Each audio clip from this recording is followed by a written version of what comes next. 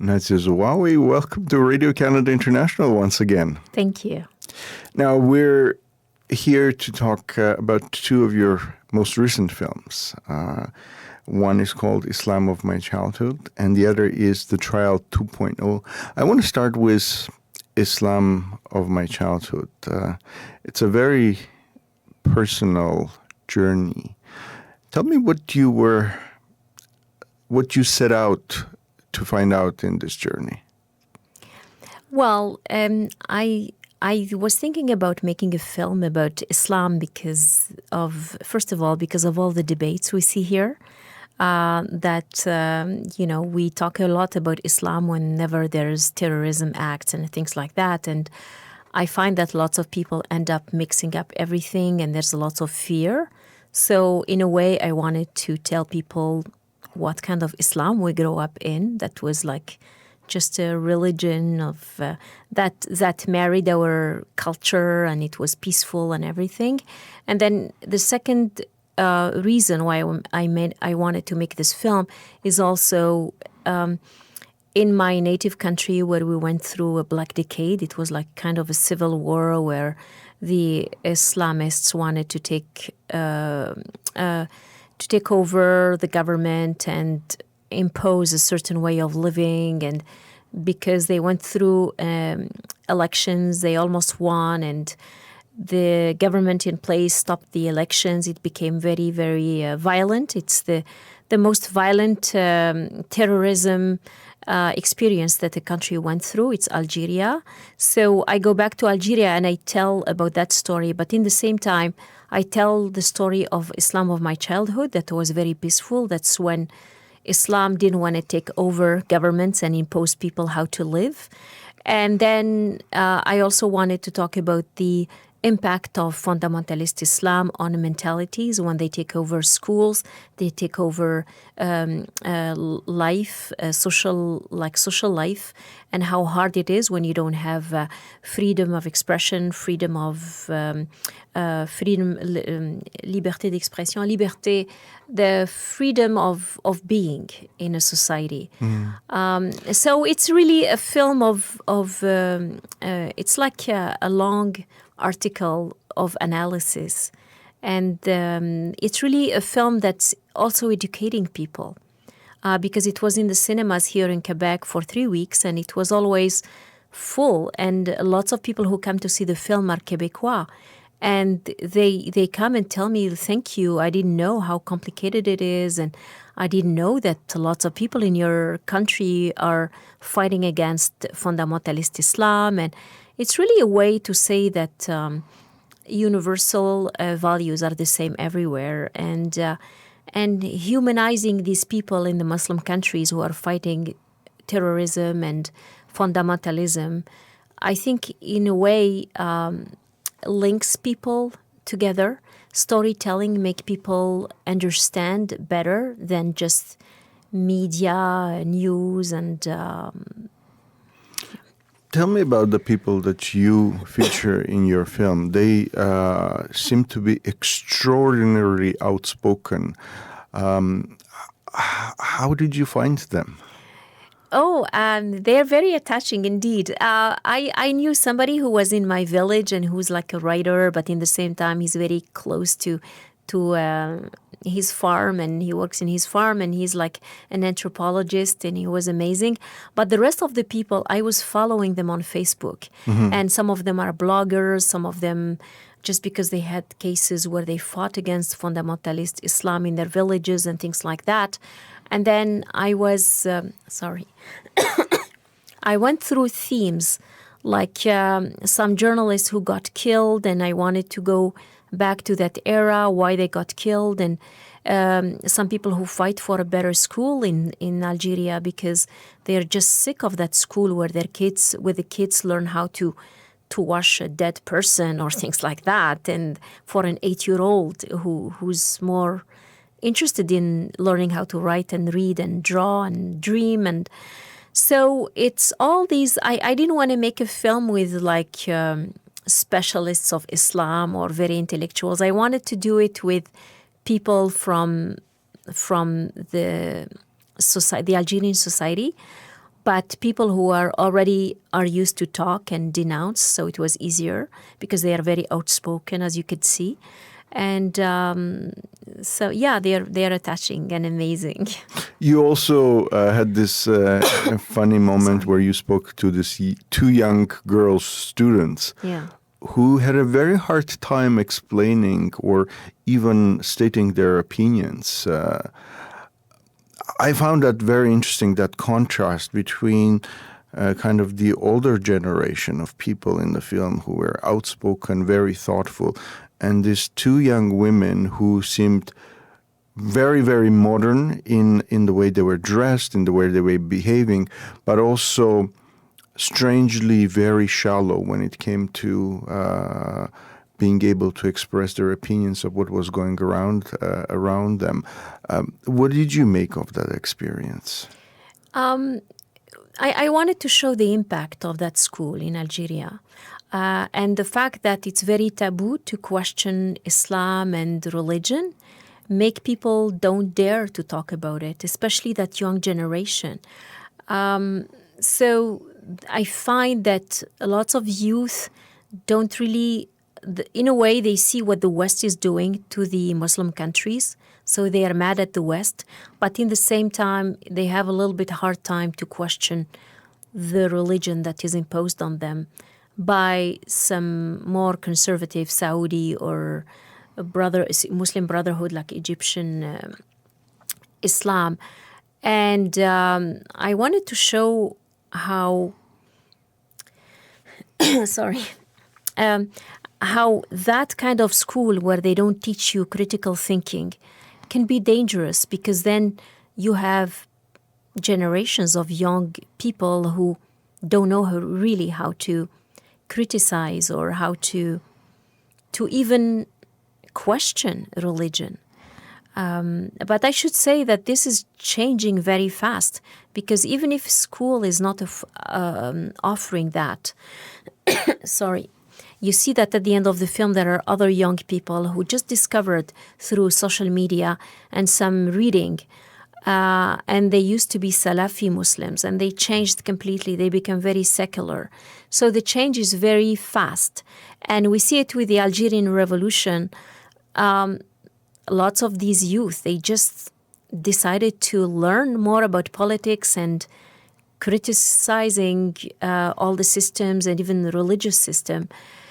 And it's going very fast. And that's what our governments didn't want to happen. So this is all planned with the governments, whether it's Algeria, Morocco, Libya, Egypt, all these Muslim countries. The governments they used the Islamists as a threat to keep themselves in their governments. But now people realize that, political Islam is not the solution anymore. Political Islam, we saw it in Egypt, we saw it elsewhere. They don't find jobs, they don't help corruption, they don't do anything. So people realize that all these populations, that the key is really to go towards governments who represent people. It's going towards democracy, going towards fighting corruption. So all these universal, it's universal values in every society. If you see what's happening with Gilets jaunes and what's happening when the Tunisian revolution started, when this young guy just burned himself because he doesn't have... Out of desperation. He has nothing to eat. So it's all the same situation in the world. People are getting poorer. There are very few people getting more rich. And it's the same situation everywhere. And people are fighting against it. And the best way to fight against it is through democracy. Well, that brings me to your second film. Okay. Where you have this... very interesting struggle for two very fundamental rights. And one camp, and we're talking about this secularism charter, and in its many incarnations, starting with the Parti Québécois government, the debates that it endangered, and then now it's being adopted by the new government, Coalition Avenir Québec, which came to power in Quebec last year. What were you trying to find out in this film? Sorry. First of all, I made this film because I was really saddened by the division of feminists in Quebec. It's not just in Quebec, in France, in many different countries.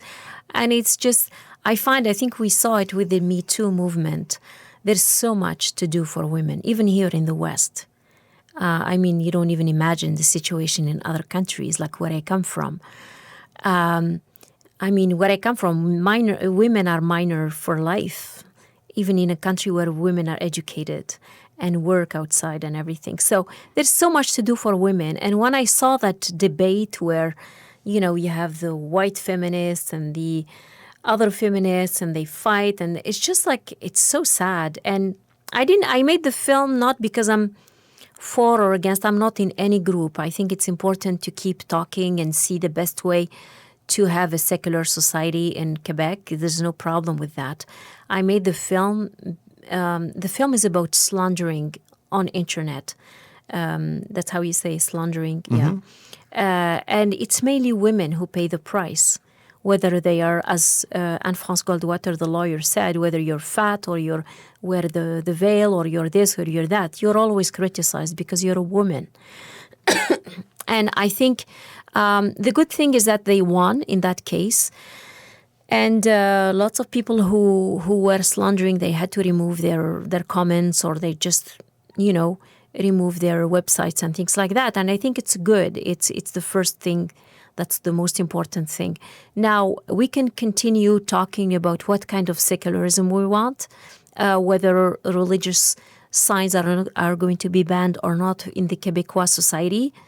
But this debate should be done with respect and not through insults. I think that's the main message of the film. Now, your film, the title is Trial 2.0, and it almost alludes to these two kinds of trials: the trial of public opinion that is being fought over the social media, and of course there is the actual trial, the story of this.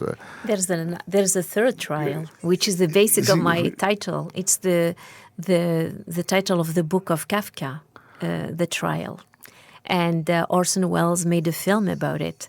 So it's about the absurd of the debates of our societies, and sometimes, I see it as a rich people's debates, because in a way, when you're in Quebec, it's like, when you see it from outside, it's like a storm in a glass of water.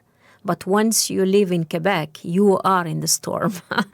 So I wanted to, in a way, it's very hard. I find some people tell me, who do you make your films for?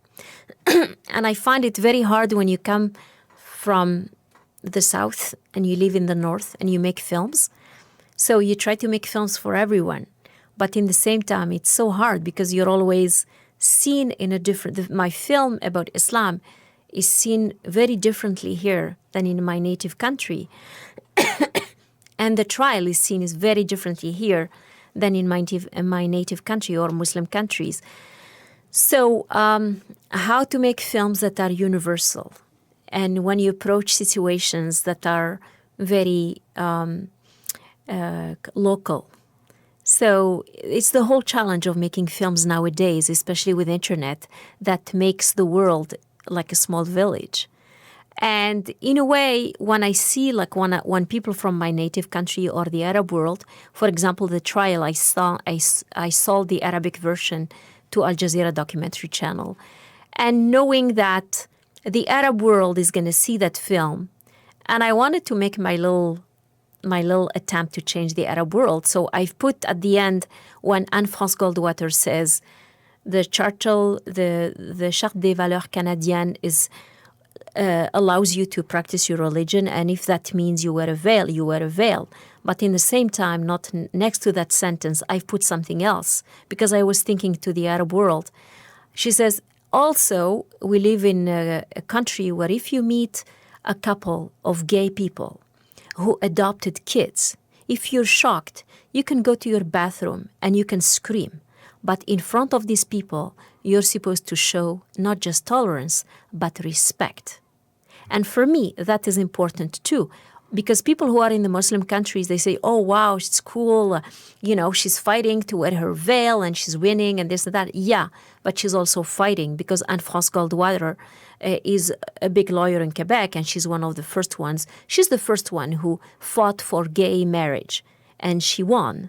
So I wanted to show that because each society has its own problems, and no society is perfect. And we need to work on different levels of human rights. Now, speaking of internet, how can people see these two movies? Okay. For Quebec, the Radio-Canada have the rights because I did the films for Radio-Canada. So you can watch them on Tout TV, Radio-Canada.